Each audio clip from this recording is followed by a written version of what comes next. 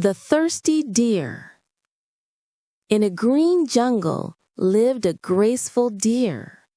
He often admired his long, shiny horns and mocked his thin legs. "Why did God make my legs so weak?" he often said. One hot afternoon, he went to a pond to drink water. He saw his reflection and once again admired his beauty. But suddenly, he heard a roar. A lion was charging towards him. Terrified, he started running. His legs carried him swiftly through the forest, but his horns got tangled in thick branches. The lion came closer and caught him.